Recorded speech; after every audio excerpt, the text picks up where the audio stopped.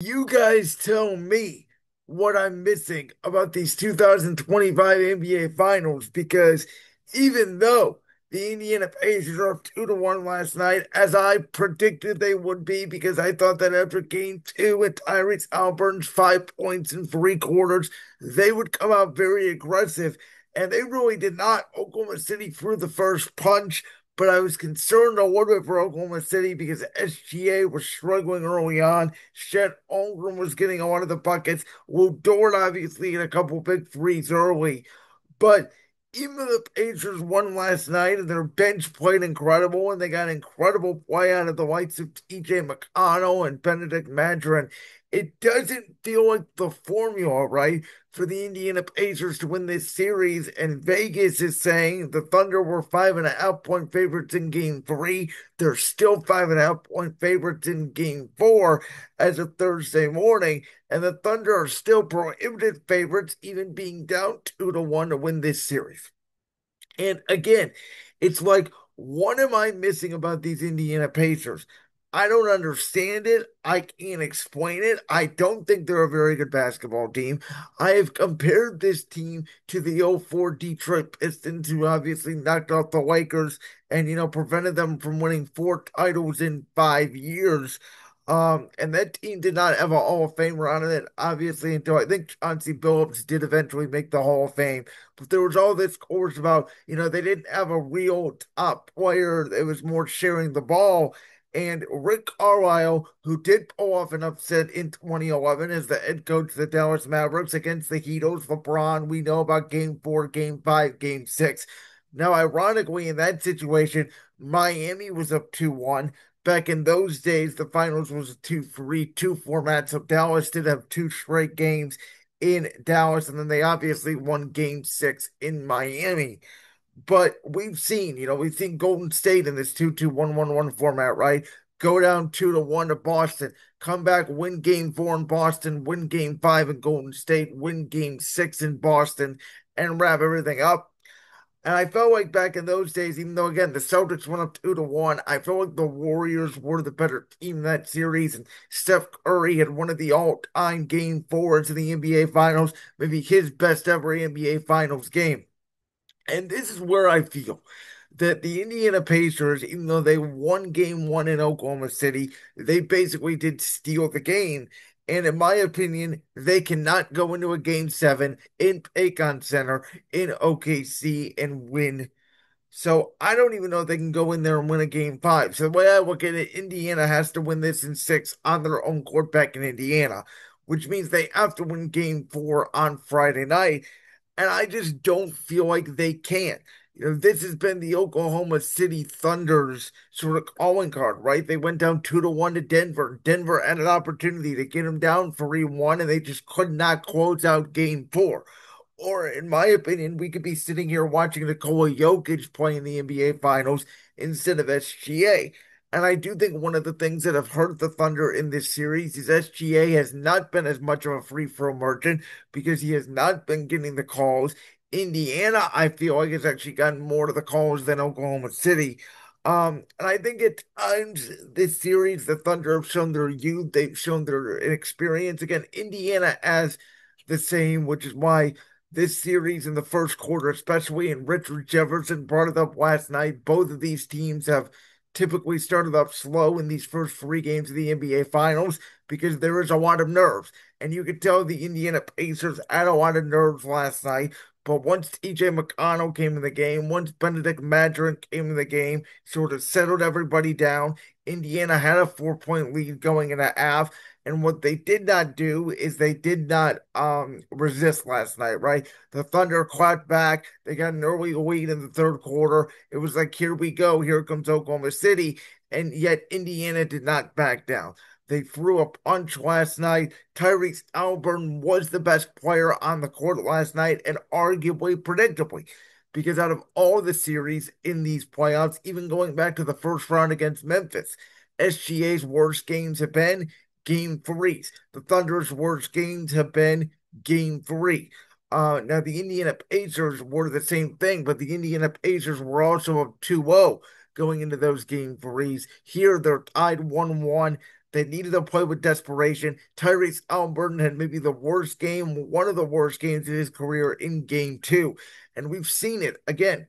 He has these 8 point games, these 5 point games, these 4 point games, and these playoff games. But then he immediately bounces back the next game and goes for his typical 20, 10, 25, and 13, whatever numbers you want to throw out there. The thing is, again, what am I missing about this series? Because some people now want to switch their pick and they say, oh, the Indiana Pacers now have a shot because they're up 2-1. I said when they stole game one, I said, well, they might have a small 2% chance to win this series, but I said now it's just going to bump my prediction and change it from OKC in five to OKC in six. It's going to change what I think about game three and game four because initially I thought OKC was going to win game three, Indiana was going to win game four. Indiana's game one flipped that for me. And so I thought going into it, we're going to go back 2-2 to OKC. And I actually think going back 2-2 to OKC, as I said on Tuesday's show, is a bad thing for the Pacers. And the other thing is, let me bring this up. I think it is very clear, obviously, if the Thunder win the championship, Shea Gilgeous-Alexander is going to win MVP. He'd cap off a historic season of being the only guard besides Michael Jordan to win regular season MVP, the NBA Finals, and the NBA Finals MVP in the same season. It's one of the things we talked about going into this finals. For the Indiana Pacers, who is their MVP right now? I mean, it's not Tyrese Halliburton. I know he played good in game three, but to me, that's not enough to win finals MVP, especially if he stays more on the projection of game one and game two for the rest of the series, even if they do win the championship. I mean, seriously, is it Pascal Siakam? Not really. He has not played great. Miles Turner has not played great. You can make a case the best Indiana Pacer of this series has been Aaron Nesmith. Um, which again, this Indiana Pacer team is improbable. It's unpredictable. It will be one of the most memorable runs in the history of the NBA that will be remembered forever, even if they win the championship or not. Obviously, it will be immortalized forever if they win the championship. But I still think this is a fluky run. Like, I don't believe in the Pacers at all. I don't think they're that great of a basketball team. I thought they took advantage of an injured Cleveland team, a Milwaukee team without Damian Lillard. They have definitely grown. Their role players play well, but there's some nights they don't.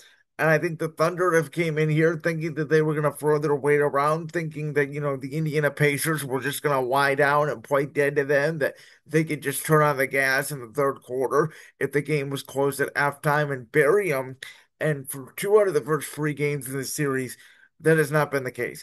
And the one advantage Indiana does have in this series is coaching, which we'll get to coaching here in the next segment. If you're watching on video, it'll be the next video with Jason Kidd and, him being denied, obviously, the Knicks job and the Knicks trying to go out and interview all these head coaches that already have jobs and how much coaching really does matter in the NBA.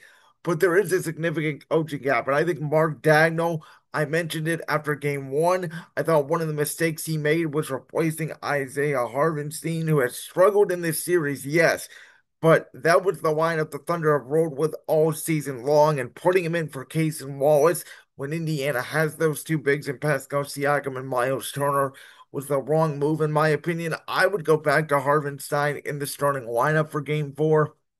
I think those two double bigs can combat Indiana's double bigs. And again, I think Terry Selburn had a good game three. I don't expect him necessarily to have a great game four. And my problem with the Indiana Pacers is how can they win the championship when you don't even know what you're going to get out of your best player from night to night? SGA has been pretty consistent for this series, and they did get a big game last night from Jalen Williams and Chet Holmgren and Lou Dort, and they lost. Which, yes, that is a little bit concerning. I think Alex Caruso has to put in more offensively. They even got a couple of frees from Isaiah Joe. So they got all this production. Just last night, Indiana was red hot. They threw the punches. They got more defensive stops. And I think Oklahoma City, for being one of the best defensive teams, in the history of the NBA, that's what the numbers say going into these finals. they have struggled, especially in transition. And so when Oklahoma City is struggling from the field and they miss shots, and Indiana does what Indiana does, and that's get out and run, that's where I think the Thunder have struggled defensively. I do think the Thunder need to slow the game down a little bit. They need to slow the pace down in the Pacers. And I do think game 4 will be the most competitive, a lot like game 1, down to the wire, last shot type of situation. Oklahoma City probably ends on by 2 or 3. I could see a scenario where Thunder win, Indiana covers, but I do think we go back down 2-2. And when I come back on Tuesday, we'll be talking about game 5 and Oklahoma City being up 3-2 and closing it out on Thursday. But if the Pacers do win game 4, I think Indiana will win the series in 6 games. Like that clip from the Brand's World podcast? If so, make sure you go down there and hit that subscribe button. While you're down there hitting the subscribe button, make sure to also hit the notification bell so you never miss another upload. And make sure you check out all the other clips from the Brand's World podcast right here on YouTube.